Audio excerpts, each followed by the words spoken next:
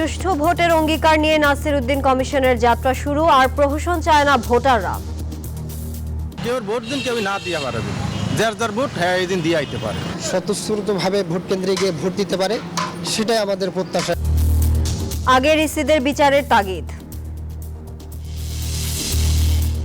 রাষ্ট্র সংস্কারে বিএনপির প্রস্তাব চূড়ান্ত, স্থায়ী কমিটিতে অনুমোদন। জনগণের মালিকানা ফেরানোই লক্ষ্য, সুপারিশ জমা শিগগিরই।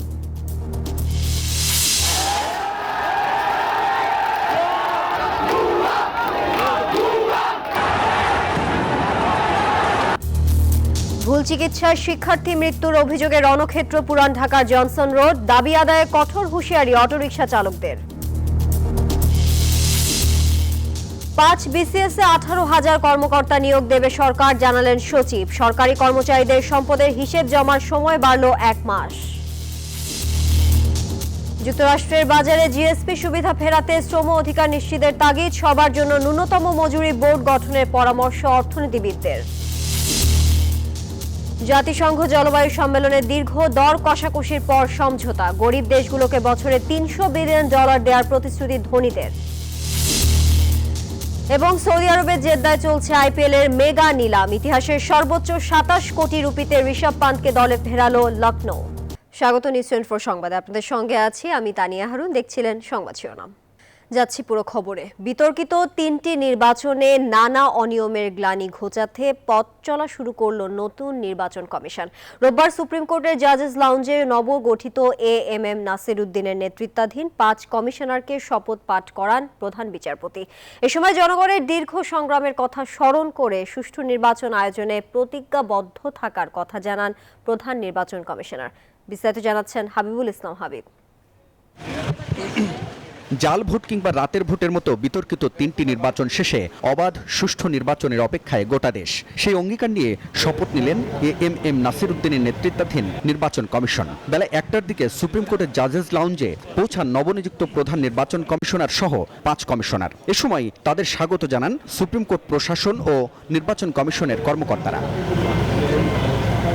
দুপুর 1:30টার দিকে কোরআন তেলাওয়াত ও গীতা পাঠের মধ্য দিয়ে শুরু হয় শপথ অনুষ্ঠান। এরপর প্রথমে প্রধান নির্বাচন কমিশনার এএমএম নাসির উদ্দিনকে শপথ পাঠ করান প্রধান বিচারপতি সৈয়দ রিফাত আহমদ। এরপর একই সাথে 4 নির্বাচন কমিশনারকে শপথ পাঠ করান প্রধান বিচারপতি। আমি বাংলাদেশের প্রতি অকৃত্রিম বিশ্বাস ও আনুগত্য পোষণ করিব। পরে গণমাধ্যমের সাথে কথা বলেন প্রধান নির্বাচন কমিশনার। বলেন সবার সহযোগিতা নিয়ে অবাধ সুষ্ঠু নির্বাচন দিতে প্রতিজ্ঞাবদ্ধ তার কমিশন। বলেন ভোটের জন্য দেশের মানুষ অধীর অপেক্ষায়। কথা বলেন নির্বাচনের তারিখ নিয়েও। ইলেকশন করতে গেলে আমার যে ইয়াঙ্গার জেনারেশন যারা ভোট দেওয়ার জন্য মুখিয়ে আছে বছরের পর বছর, তো তাদেরকে আমার তো ভোটার লিস্টে আনতে হবে। কোথায় কোথায় রিফর্ম দরকার হবে, ইন্টারভেনশন দরকার হবে, সেটা তো আমরা রেডিলি পাবো ইনশাল্লাহ, যেহেতু একটা রিফর্মস কমিশন কাজ করছে ইলেকশন কমিশনকে রিফর্ম করার জন্য। দেশের মানুষ তারা ফ্রি ফেয়ার একটা ইলেকশনের জন্য অনেক সংগ্রাম করেছে, অনেক আন্দোলন করেছে বিগত বছরগুলোতে, এবং অনেকে রক্ত দিয়েছে। আমি তাদেরকে একটা free fair and credible election দেওয়ার জন্য প্রতিশ্রুতিবদ্ধ, and I will do my best for that.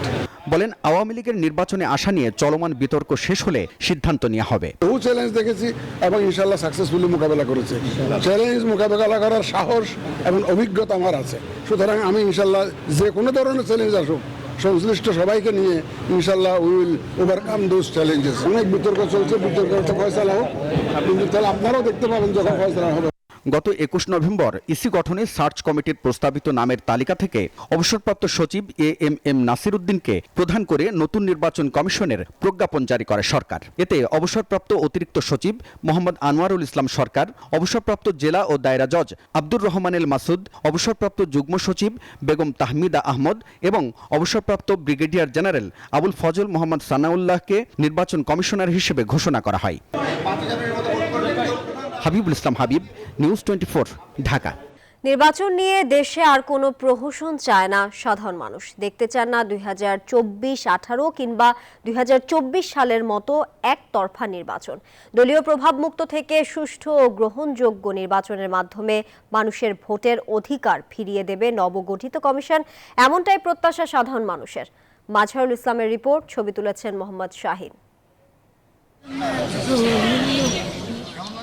মৃত মানুষের ভোট দেয়া, দিনের ভোট রাতে হওয়া, জোর করে বিশেষ প্রতীকে ভোট দিতে ভোটারদের বাধ্য করা কিংবা বিরোধী প্রার্থীদের নির্বাচন থেকে সরিয়ে দেয়া, এমনটাই যেন ছিল গেল 15 বছরের নির্বাচনী চিত্র। ফলে হারাতে বসেছিল দেশের নির্বাচনী সংস্কৃতি। প্রধান নির্বাচন কমিশনার দেশের পরিবর্তিত পরিস্থিতিতে নবগঠিত এএমএম নাসিরউদ্দিন কমিশনের কাছে সাধারণ মানুষের প্রত্যাশার যেন শেষ নেই। গেল 3টি জাতীয় নির্বাচন সহ স্থানীয় নির্বাচনগুলোতে ভোট দিতে না পারার আক্ষেপ যে সাধারণ মানুষের ছিল, বর্তমান কমিশন তা দূর করতে পারবে বলে বিশ্বাস করেন বেশিরভাগ মানুষ। কেউ ভোট দিন কেউ না দিয়ে পারবে, যার ভোট হ্যাঁ এই দিন দিয়ে আইতে পারে। জনগণের যেই ভোট দেওয়ার আকাঙ্ক্ষা আছে, ভোট দেওয়ার রাইটস আছে, যে গণতান্ত্রিক অধিকার, সে অধিকার যেন তারা ফিরে পায়। স্বতঃস্ফূর্তভাবে ভোট কেন্দ্রে গিয়ে ভোট দিতে পারে, সেটাই আমাদের প্রত্যাশা। নির্বাচনে অনিয়ম, প্রতিপক্ষের উপর হামলা, বিশেষ প্রার্থীকে ভোট দিতে বাধ্য করার মতো নির্বাচন আর দেখতে চান না সাধারণ মানুষ। গত 3টা নির্বাচন হয়েছে, এই নির্বাচনে আমরাও কোনো ভোট দিতে যাইতে পারি নাই। আমার নিজের ভোটটা দেওয়ার মতো এই সিচুয়েশনটা আমি তৈরি হয় না। বিগত যে নির্বাচনগুলো হয়েছে, এই নির্বাচনগুলোতে আমরা দেখেছি যে জনগণের যে ভোটাধিকার, সেটা জনগণ সঠিকভাবে প্রয়োগ করতে পারেনি।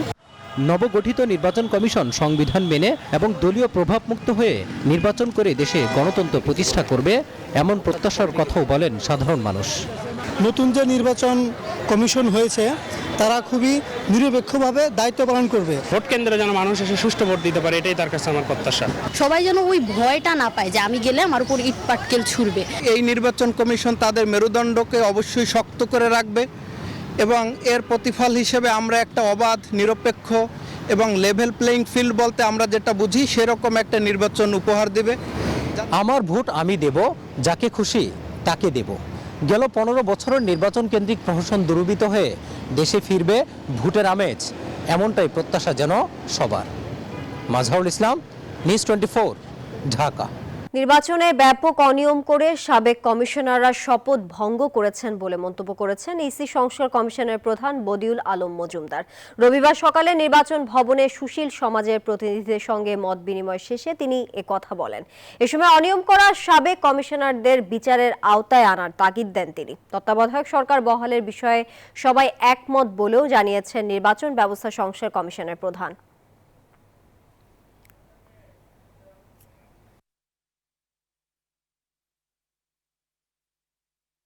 কেউ এর বিরোধিতা করে নাই। আমাদের তত্ত্বাবধায়ক সরকারের প্রয়োজনীয়তার কথা সবাই একমত ছিল। আমাদের অতীতের নির্বাচন কমিশনগুলো যে কলঙ্কজনক নির্বাচন করেছে, পাতানো নির্বাচন করেছে, তো তারা এটা করার মাধ্যমে তারা শপথ ভঙ্গ করেছে, তারা সংবিধান লঙ্ঘন করেছে এবং এর তাদেরকে বিচারের আওতায় আনা কথা প্রায় সবাই বলেছে। দ্বিকক্ষ বিশিষ্ট সংসদ প্রবর্তন, তত্ত্বাবধায়ক সরকার ব্যবস্থা পুনর্স্থাপন, রাষ্ট্রপতি ও প্রধানমন্ত্রীর ক্ষমতার ভারসাম্য আনা ও এক ব্যক্তি দুইবারের বেশি প্রধানমন্ত্রী না হওয়ার বিধান সহ সংবিধানের এক গুচ্ছ সংস্কার প্রস্তাব চূড়ান্ত করেছে বিএনপি। দলের এই প্রস্তাব শিগগিরই সংবিধান সংস্কার কমিশনে জমা দেওয়া হবে। বিএনপি তাদের 31 দফা সংস্কার প্রস্তাবের আলোকেই সংবিধান সহ রাষ্ট্রের গুরুত্বপূর্ণ প্রাতিষ্ঠানিক সংস্কারের প্রস্তাবগুলো চূড়ান্ত করেছে বলে জানান দলটির নেতারা। সাইফুল ইসলামের রিপোর্ট। রাষ্ট্র সংস্কারে অন্তর্বর্তী সরকার 11 সেপ্টেম্বর নির্বাচন ব্যবস্থা, পুলিশ, বিচার বিভাগ, জনপ্রশাসন, সংবিধান ও দুর্নীতি দমন বিষয়ে সংস্কারের জন্য গঠন করে 6টি কমিশন। 31 ডিসেম্বরের মধ্যেই 6 কমিশনের প্রতিবেদন জমা দেওয়ার কথা রয়েছে। অন্তর্বর্তী সরকারের আদলে গেল মাসের শুরুতে 6টি ছায়া কমিশন গঠন করে বিএনপিও। বিএনপি গঠিত 6টি সংস্কার কমিটির প্রস্তাব প্রায় চূড়ান্ত করেছে দলটি। এর মধ্যে সংবিধান সংস্কারের প্রস্তাব সম্প্রতি বিএনপির স্থায়ী কমিটির বৈঠকে চূড়ান্ত করা হয়। জনগণের মালিকানা জনগণের কাছে ফিরিয়ে দেয়া, দ্বিকক্ষ বিশিষ্ট সংসদ প্রবর্তন, সরকার ও রাষ্ট্রপ্রধানের ক্ষমতার ভারসাম্য প্রতিষ্ঠা করার বিষয়গুলো গুরুত্ব দেওয়া হয়েছে প্রস্তাবনাগুলোতে। দেশটাকে যদি সঠিক পথে আমরা চালাতে না পারি, সত্যিকার গণতান্ত্রিক অর্ডারে জনগণের মালিকানা ফিরিয়ে দিয়ে তাদের কাছে জবাবদিহি, দায়বদ্ধতার যে বিষয়টা, সেটা নিশ্চিত করতে হবে। সংবিধান থেকে তত্ত্বাবধায়ক সরকার ব্যবস্থা বাতিল করে গেল 3টে নির্বাচনে ভোটের নামে প্রহসন করেছে আওয়ামী লীগ। সংবিধানের দোহাই দিয়ে দলীয় সরকারের অধীনে একতরফা ভোটের আয়োজন করে নির্বাচনী ব্যবস্থাকেও নির্বাসনে পাঠায় ফ্যাসিবাদী শক্তি। তত্ত্বাবধায়ক সরকার বলেন বা নির্বাচনকালীন সরকার বলেন, যে নামেই হোক না কেন, এটা সংবিধানে আসতে হবে, এটা আমাদের প্রস্তাব এবং এটা দীর্ঘকাল চলতে হবে। তাহলে কিন্তু দুর্নীতি, স্বজনপ্রীতি, তারপরে ফ্যাসিবাদ বা স্বৈরতন্ত্র আর ফিরে আসার সুযোগ নেই। নির্বাচন ব্যবস্থাটা হচ্ছে সবচেয়ে গুরুত্বপূর্ণ, নির্বাচিত সংসদ সরকার হচ্ছে সবচেয়ে গুরুত্বপূর্ণ। যে সমস্যাগুলো বিগত দিনে আমরা একটা দানব সৃষ্টির মাধ্যমে একটা রেজিম যারা দেশের সবকিছু কেড়ে নিয়েছে, সেটা আগামী দিনে হওয়ার সম্ভাবনা নেই। বিএনপি নেতারা বলেন 2 বছর আগেই 61টি রাজনৈতিক দলের সঙ্গে আলোচনা করে রাষ্ট্র মেরামতে 31 দফা ঘোষণা করেছিলেন তারা। এই 31 দফার আলোকেই অন্তর্বর্তী সরকার গঠিত সংস্কার কমিশনে সুপারিশ জমা দিতে প্রস্তাব চূড়ান্ত করেছে বিএনপি। 31 দফা সংস্কার কর্মসূচি, যেটি এখন জনগণের প্রস্তাব, সেখানে সংবিধানের কথাও লেখা আছে, অর্থের কথাও লেখা আছে, স্বাস্থ্যের কথাও লেখা আছে, কৃষি, শিক্ষা, প্রত্যেকটি বিষয় সেখানে উল্লেখ করা আছে। তারা জানান শিগগিরই অধ্যাপক আলী রিয়াজের নেতৃত্বাধীন সংবিধান সংস্কার কমিশনে সুপারিশ জমা দেবে বিএনপি। বাংলাদেশে সাইফুল ইসলাম, নিউজ 24, ঢাকা। আগামী নির্বাচন কবে হবে তা শুধুমাত্র প্রধান উপদেষ্টার পক্ষ থেকে ঘোষণা দেওয়া হবে। এ নিয়ে বাকিরা যারা কথা বলছেন সেগুলো তাদের ব্যক্তিগত মতামত বলে মন্তব্য করেছেন প্রধান উপদেষ্টার উপপ্রেস সচিব অপূর্ব জাহাঙ্গীর। রোববার রাজধানীর ফরেন সার্ভিস একাডেমিতে আয়োজিত সংবাদ ব্রিফিংয়ে তিনি এসব কথা জানান। এ সময় উপপ্রেস সচিব মোহাম্মদ আবুল কালাম আজাদ মজুমদার বলেন, ব্যাটারি চালিত রিকশা চলাচল বন্ধে হাইকোর্টের দেওয়া আদেশের বিরুদ্ধে আপিল করবে সরকার। প্রধান উপদেষ্টা বা তার দপ্তর থেকে কোনো নির্বাচনের ডেট এখনো পর্যন্ত দেওয়া হয় নাই। নির্বাচনের ডেট, অ্যাকচুয়াল যে ডেটটা, ওটা উনি অ্যানাউন্সমেন্ট করবে এবং ওনার দপ্তর থেকে দেওয়া হবে। বাকিগুলা বা বাকি যারা বলেছে তারা হয়তো নিজেদের মতামত যে হতে পারে এরকম একটা হতে পারে, বাট এখনো পর্যন্ত কংক্রিট না। নিউজ সম্পাদকের বিষয়টা যেমন সরকার দ্রুত ব্যবস্থা নিয়েছে, অন্য কোনো বিষয়ে যদি এরকম সরকারের নজরে আনা হয় বা সরকার, তাহলে তড়িৎ গতিতে ব্যবস্থা নেওয়া হবে। আর যদি নজরে নাও আনা হয়, আমরা কিন্তু স্বাভাবিক প্রক্রিয়া মেনে এটা কাজ করা হচ্ছে। ম্যানুয়ালি এই তালিকাটা অনেক দীর্ঘ, এই তালিকাটা সংশোধনের জন্য ম্যানুয়ালি কাজ করা হচ্ছে। ভুল চিকিৎসার শিক্ষার্থী মৃত্যুর অভিযোগে হঠাৎ রণক্ষেত্র পুরান ঢাকার Johnson road. National medical college and ইনস্টিটিউটে ভাঙচুর করেছে শিক্ষার্থীরা। তাদের দাবি, টাকা দিয়ে মৃত্যুর ঘটনা ধামাচাপা দেওয়ার চেষ্টা করছে হাসপাতাল কর্তৃপক্ষ। এতে সহযোগিতা করে সেখানকার কিছু শিক্ষার্থীরা। রবিবার বিভিন্ন কলেজের শিক্ষার্থীরা হাসপাতালের প্রধান ফটক বন্ধ করে দেয় এবং নাম ফলক ভেঙে ফেলে। দুই পক্ষের শিক্ষার্থীদের মধ্যে ঘটে সংঘর্ষের ঘটনা। রবিবার বেলা 12টার পর ধানমন্ডি আইডিয়াল, ঢাকা কলেজ, সরকারি বিজ্ঞান কলেজ, তেজগাঁও সরকারি কলেজ সহ বেশ কিছু শিক্ষা প্রতিষ্ঠানের হাজারের বেশি শিক্ষার্থী ঢাকা জজ কোর্টের সামনে ন্যাশনাল মেডিকেল কলেজের সামনে এসে বিক্ষোভ করতে থাকে। এক পর্যায়ে হাসপাতালের গেটে ভাঙচুর চালায় তারা। এ সময় কবি নজরুল ও সোহরাওয়ার্দী কলেজের শিক্ষার্থীরা ধাওয়া দিলে শুরু হয় উত্তেজনা, সংঘর্ষ। এ সময় আহত হয় বেশ কয়েকজন শিক্ষার্থী।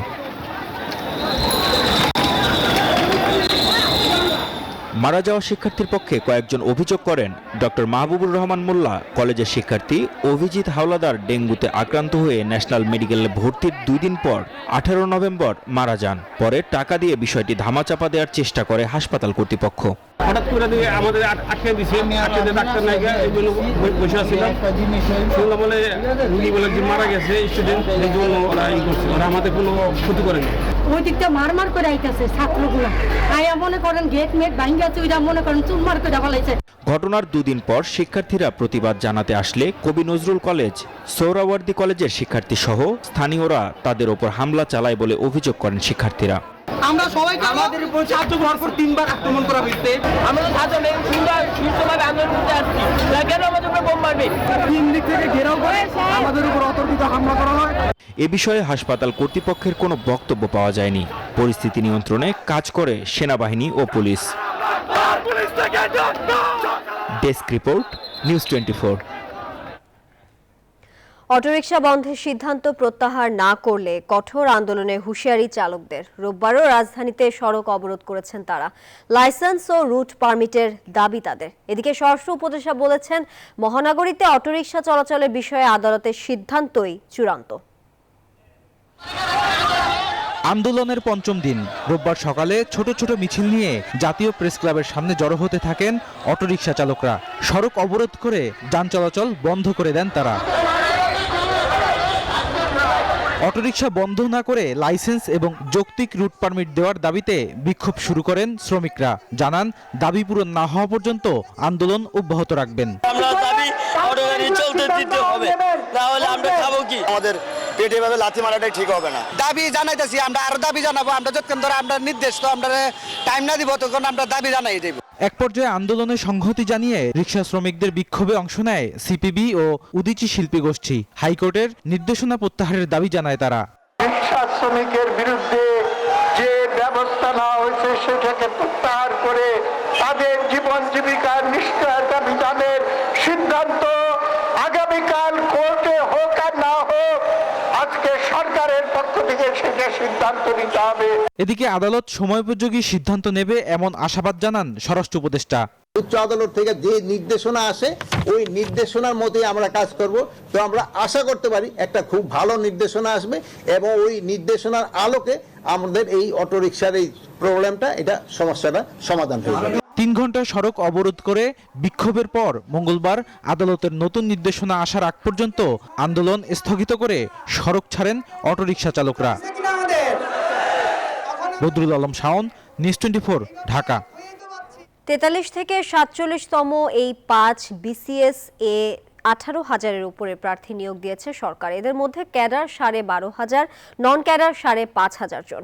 সচিবালয় সংবাদ সম্মেলনে এসব তথ্য জানিয়েছেন জনপ্রশাসন সচিব। বলেন, প্রশাসনের স্থবিরতা কাটিয়ে দ্রুতই সবকিছু স্বাভাবিক করার চেষ্টা করা হচ্ছে।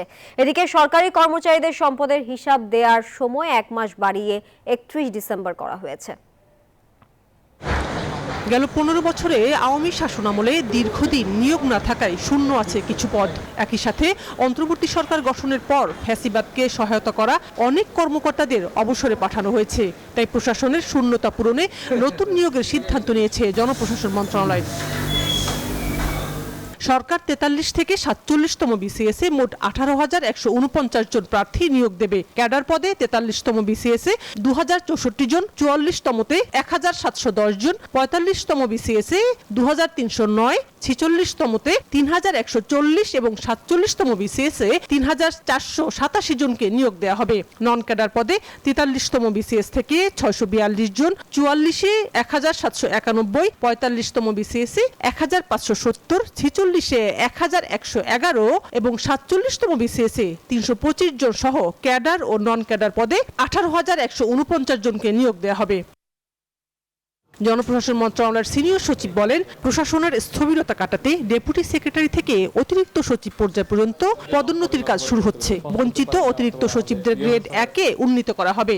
একই সাথে নতুন ডিসিদের ফিট লিস্ট তৈরির কাজও শুরু হবে। দীর্ঘদিনের যে জঞ্জাল ছিল এবং এত 16 বছরের মধ্যে যে ধরনের যারা ছিল এদেরকে একবারে বাদ দিয়ে আপনি একবারে নিয়ে আসবেন এই পর্যায়ে। তারপরও করা হয়েছে 16 বছরে 3 প্রমোশন দিয়ে অ্যাডিশনাল সেক্রেটারি, তাদেরকেও সেক্রেটারি করা হয়েছে। আইস ব্রেকিং হচ্ছে, তবে গতি অনেক বেশি সমস্যা নাই। সরকারি কর্মচারীদের সম্পদের হিসেব জমা দেওয়ার সময়সীমা 30 নভেম্বর থেকে বাড়িয়ে 31 ডিসেম্বর পর্যন্ত করা হয়েছে। সম্পদ বিভাগের সংখ্যা হলো 15 লাখ, পিয়ন থেকে একেবারে প্রেসিডেন্ট। এটা আপনাদেরকে এখন বললে হবে আনঅফিশিয়াল, কিন্তু আমি একটা চিঠি ইস্যু করবো, আমাদের আপলোড করবো, আপনাদেরকে দিব। আমরাও এখন বানানোর চিন্তা করতেছি।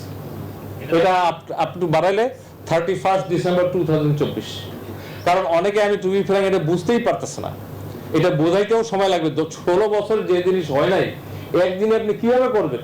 ডিসি নিয়োগ নিয়ে তার বিরুদ্ধে প্রচারিত সংবাদ মিথ্যে বলে দাবি করেন জনপ্রশাসন সচিব। জানান, এ ব্যাপারে 3 উপদেষ্টাকে নিয়ে একটি কমিটি করা হয়েছিল। কমিটি এই অভিযোগের সত্যতা পায়নি। যে পত্রিকা অথবা যে মিডিয়া যেটা প্রচার করেছে, হয়তো তারা না বুঝে অথবা ভুল বুঝে করেছে। এখন তারা রিয়েলাইজ করে যে ইট ওয়াজ রং। শাহনাজ ইয়াসমিন, নিউজ 24, ঢাকা। ভারতীয় আগ্রাসনের সহায়তার অভিযোগ এনে দৈনিক প্রথম আলোর কার্যালয়ের সামনে বিক্ষোভ হয়েছে। বাংলাদেশের জনগণ নামের ব্যানারে দুপুরে এই কর্মসূচি পালন করা হয়। ইংরেজি দৈনিক ডেইলি স্টারের বিরুদ্ধেও একই অভিযোগ তাদের।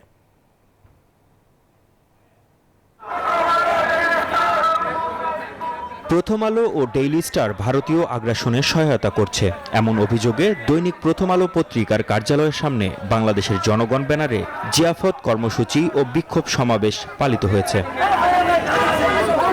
রবিবার দুপুরে রাজধানীর কারওয়ান বাজারে দৈনিক প্রথম আলো পত্রিকার কার্যালয়ের সামনে অবস্থান নেন বিক্ষোভকারীরা। বিক্ষোভকারীরা জানান প্রথম আলো ও ডেইলি স্টার ভারতীয় আগ্রাসনে সহায়তা করছে, তাই তাদের তওবা করানোর জন্যই এই জিয়াফত কর্মসূচি। ডেইলি স্টার ও প্রথম আলো বাংলাদেশের ধর্মপ্রাণ মুসল্লিদের জঙ্গি বানানোর কারিগর হিসেবে কাজ করছে বলেও অভিযোগ করেন তারা। বাংলাদেশের শত্রু ভারতীয় দালাল বাংলাদেশে জনগণের টাকায় তারা পেপার পাবলিশ করে জনগণের টাকা নিয়ে জনগণের বিরুদ্ধে কাজ করতেছে, দেশের স্বার্থের বিরুদ্ধে কাজ করতেছে, ইসলামের বিরুদ্ধে কাজ করতেছে। আমাদের বাংলাদেশের জনগণ সেটা জানেই না। আমাদের সংগ্রাম সমস্ত ভারতীয় আধিপত্যবাদের বিরুদ্ধে, বাঙালি জাতীয়তাবাদের, বাঙালি সার্বভৌমত্বের সংগ্রাম। প্রত্যেকবারই এই সংগ্রামকে খারাপ লোকেরা, ভ্রান্ত লোকেরা এই সংগ্রামকে ছিনতাই করে নিয়ে গেছে এবং আমরা ছিনতাই করতে দিব না। প্রথম আলো পত্রিকার প্রধান কার্যালয়ের সামনে তাদের কর্মসূচির অংশ হিসেবে বেলা 12:30টার দিকে গরু জবাই দেয়া হয়। সেখানে করা হয় রান্নার আয়োজন। এমন কর্মসূচি দেখতে কয়েকশো উৎসুক জনতা ভিড় করেন সেখানে। এদিকে গরু জবাই কর্মসূচিকে ঘিরে নিরাপত্তা নিশ্চিতে পুলিশ, র্যাব ও সেনাবাহিনীর বিপুল সদস্য মোতায়েন করা হয়। এর আগে গেল শুক্রবার ডেইলি স্টার পত্রিকার প্রধান কার্যালয়ের সামনে বিক্ষোভ করেন তারা। সেখান থেকেই পত্রিকা দুটির কার্যালয়ের সামনে জিয়াফত কর্মসূচির ঘোষণা দেয়া হয়। মাহমুদ হাসান, নিউজ 24, ঢাকা। এই মুহূর্তে দেশ গণতন্ত্র এবং উন্নয়নের সন্ধিক্ষণে অবস্থান করছে। স্বপ্ন ও আকাঙ্ক্ষা তুলে ধরার এটাই সঠিক সময়। বাংলাদেশের সর্বজনীন মৌলিক আয়ের কার্যকারিতা মূল্যায়ন নিয়ে অনুষ্ঠিত সেমিনারে এসব কথা বলেছেন সিপিডির সম্মানীয় ফেলো ডক্টর দেবপ্রিয় ভট্টাচার্য। বলেন, নাগরিক হিসেবে ন্যূনতম আয়ের অধিকার নিশ্চিত করতে হবে। অনুষ্ঠানে অর্থনীতিবিদ ও গবেষকরা দাবি জানান, কল্যাণমুখী রাষ্ট্রের কথা মাথায় রেখে ন্যূনতম ওয়েজ বোর্ড গঠনেরও। সংবিধানে প্রতিটি নাগরিককে সামাজিক, আর্থিক ও মানবিক নিরাপত্তা দেওয়ার প্রতিশ্রুতির কথা বলা হলেও তার বাস্তবায়ন নিশ্চিত করা হয়নি এখনো। অন্তর্বর্তীকালীন সরকার দায়িত্ব নেওয়ার পর নতুন এক বাংলাদেশ তৈরির স্বপ্ন ও আকাঙ্ক্ষা তৈরি হয়েছে জনমনে। মাথাপিছু আয় $3000 কাছাকাছি হলেও এখনো বড় বৈষম্য ব্যবধান। রোববার রাজধানীর একটি হোটেলে বাংলাদেশ ইউনিভার্সাল বেসিক ইনকামের কার্যকারিতা মূল্যায়ন বিষয়ক সিপিডি সংলাপে সব নাগরিকের জন্য পর্যায়ক্রমে একটি ন্যূনতম আর্থিক নিশ্চয়তা দেওয়ার দাবি তুলে ধরা হয়। অধিকার বোধের থেকে এইটা পাওয়ার সেই ন্যায্যতা তাকে দিতে হবে, আর বাদ বাকিটা আপনারা সমাধান করেন। ন্যূনতম মজুরি এখন 8-9 হাজার টাকার যেখানে রয়েছে, সেহেতু আশঙ্কাটা ঠিক আছে, পয়েন্টটা is well taken, but we have taken care of that. বাংলাদেশকে এখন থেকেই জনকল্যাণমুখী রাষ্ট্র হিসেবে চিন্তা করতে হবে বলে জানান গবেষক ও অর্থনীতিবিদরা। পাশাপাশি 4500 টাকার কম মজুরি হলে ওয়েজ বোর্ডের আওতায় আনার দাবিও জানান বক্তারা। Innovative for Bangladesh, not innovative globally, but innovative for Bangladesh, major policy option for addressing the issues of poverty alleviation. আলোচনায় বিএনপির স্থায়ী কমিটির সদস্য আমির খসরু মাহমুদ চৌধুরী বলেন, বিএনপি ক্ষমতায় আসলে কল্যাণমূলক রাষ্ট্র গঠনে সর্বোচ্চ গুরুত্ব দেওয়া হবে শিক্ষা ও স্বাস্থ্য খাতের উপর। আমরা যদি ইউনিভার্সাল হেলথ কেয়ারটা দিতে পারি একটা ফ্যামিলিকে, তাহলে তার যে চিকিৎসার খরচটা, প্রত্যেক ফ্যামিলিতে একটা চিকিৎসার খরচ আছে এবং বাংলাদেশের মধ্যে এটা হাইয়েস্ট। অনুষ্ঠানে বক্তারা বলেন, দেশের কর জিডিপি অনুপাত বাড়ানো না গেলে এই ধরনের ইউনিভার্সাল বেসিক ইনকাম ইউবিআই বাস্তবায়ন কঠিন চ্যালেঞ্জ হবে। আমাদের সামাজিক নিরাপত্তার এখনকার ভিতরে অনেকগুলো আমরা বলি উইকনেস আছে। মরিয়ম আজিজ মৌরিন, নিউজ 24, ঢাকা। আন্তর্জাতিক প্রসঙ্গ। জলবায়ু সংকটের ঝুঁকিতে থাকা দরিদ্র দেশগুলোকে প্রতি বছর পরিবেশ দূষণকারী ধনী দেশগুলো দেবে $30,000 কোটি। 2035 সাল পর্যন্ত দেওয়া হবে এই অর্থ। রোববার আজারবাইজানের রাজধানী বাকুতে জাতিসংঘের জলবায়ু সম্মেলনে প্রায় 200টি দেশের প্রতিনিধিরা এই বিষয়ে একমত হন। গেল 11 নভেম্বর শুরু হয় জাতিসংঘের জলবায়ু সম্মেলনের এবারের আসর। খেলার খবর। আইপিএল ইতিহাসে রেকর্ড পারিশ্রমিকে বিক্রি হয়েছেন ঋষভ পান্থ। 27 কোটি রুপিতে এই উইকেট রক্ষক ব্যাটারকে দলে নিয়েছে লখনৌ সুপার জায়ান্ট। এদিকে 26 কোটি 75 লাখ রুপিতে কলকাতার সাবেক অধিনায়ক শ্রেয়াস আয়ারকে নিয়েছে পাঞ্জাব কিংস। আরশদীপ সিংকে 18 কোটি রুপিতে কিনেছে পাঞ্জাব। 10 কোটি 75 লাখ টাকায় গুজরাটের নাম লিখিয়েছে কাগিসো রাবাদা। মিচেল স্টার্কের দাম উঠেছে 11 কোটি 75 লাখ, তাকে কিনেছে দিল্লি। এখন পর্যন্ত কোনো বাংলাদেশি ক্রিকেটারের নাম ওঠেনি এবারের ড্রাফটে। সৌদি আরবের জেদ্দায় চলছে এবারের নিলাম। এখন এ পর্যন্ত এতক্ষণ সঙ্গে থাকার জন্য সবাইকে ধন্যবাদ।